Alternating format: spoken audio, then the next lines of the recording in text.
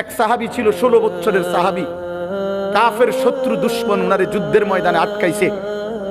উনার একটা কথা উনার মুখ দিয়া বাহির করতে চাইছে এই সাহাবী হাবিব ইবনে যায়েদ উনার নাম ছিল। আমরা কিতাবে পড়ছি, উর্দু কিতাবে। এই সাহাবীকে যখন দুশমনের সর্দার আটকাইছে, তখন উনাকে বলছে তুই শুধু এ কথা বলবি মুহাম্মদ আল্লাহর রাসূল না। তখন তিনি বলছেন ওয়াল্লাহি আশহাদু আন্না মুহাম্মাদান রাসূলুল্লাহ, আল্লাহর কসম আমি সাক্ষ্য দিচ্ছি মুহাম্মদ আল্লাহর রাসূল। আনতা কাযযাব, বলছে তুই মিথ্যাবাদী বেটা। তখন কিতাবে আছে ওনার ডান হাত কেটে ফেলে দিছে, বলছে এবার বল। বলছে আমি ওই কথাই বলছি মুহাম্মদ আল্লাহর রাসূল। বাম হাত কেটে ফেলে দিছে, বলছে এবার বল, বলবি কিনা? বলছে ওয়াল্লাহি আনা আশহাদু মুহাম্মদ রাসূলুল্লাহ, আমি সাক্ষ্য দিচ্ছি মুহাম্মদই আল্লাহর রাসূল। ডান পাও কাটছে, বাম পাও কাটছে।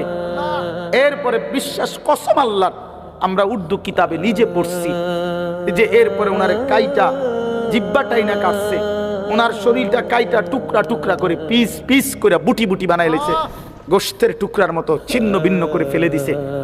উনি শেষ মুহূর্ত পর্যন্ত বলছে আল্লাহি আনা আশহাদু আন্না মুহাম্মাদান রাসূলুল্লাহ, আল্লাহর কসম আমি সাক্ষ্য দিচ্ছি মুহাম্মদে মুস্তাফা তিনি আল্লাহর রাসূল, তিনি আল্লাহর রাসূল।